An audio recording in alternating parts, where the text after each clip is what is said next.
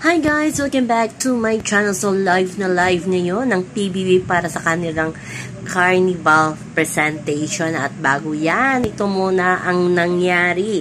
Bianca De Vera, aksidenteng natapilok ata yung paa habang nagre-rehearsal sa Carnival. Kaya malungkot ang mga fans niya kasi hindi siya nakikita sa live stream at medyo natakotin baka ba lumabas itong si Bianca at kailangan talaga ng pagpa-check up, dadalhin sa hospital. Pero ito na nga, ipinakita na ni Kuya na okay na din si Bianca, minor injury lang ang nangyari at nandoon na si Bianca live na live sa kanilang Carnival presentation bilang host ng kanilang event. So hindi muna siya makasali pero nandoon siya bilang host ng kanilang event. Kaya pala hindi muna ipinakita si Bianca kasi pinahinga, kaya marami ang nakakita kay Dustin na malungkot habang nakaupo sa sofa. Pero on the rescue na din daw si Justin nung mangyari yun kay Bianca. Kaya sa mga Dasbea fans lang, easy lang at wag malungkot. Nandyan na ang ating host ng gandang-gandang Bianca De Vera.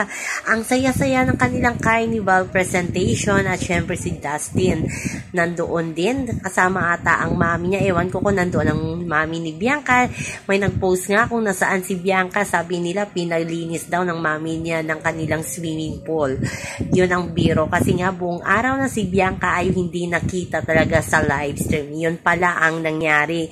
Ngayon nga klaro na okay na si Bianca. Nakakatayo na, nakakalakad na si Bianca. Kaya masayang-masaya ang Dasbea na makikita na naman nila itong dalawa sa live stream the next day, the next morning, at maglalambingan na. O, diba? Saan kayo dyan? So, ito na nga, ang ganda pala ng nanay ni Izzy Martinez. Diba? Nakita niyo yan sa live stream. At abangan lang natin kung ano pang mga susunod na mga ganap ng Dasbea fans. Lalo na ang pagiging maalaga ni Dustin kay Bianca sa loob ng bahay ni Kuya. Hindi pa ata nagdoo itong si Bianca at si Dustin.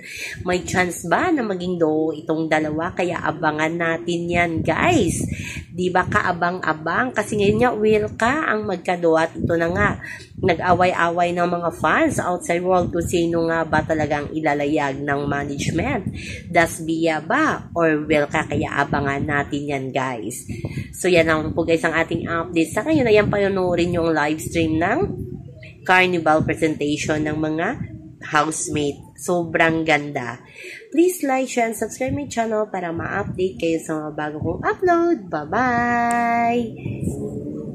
Always remember, huwag po tayong magpaka-stress.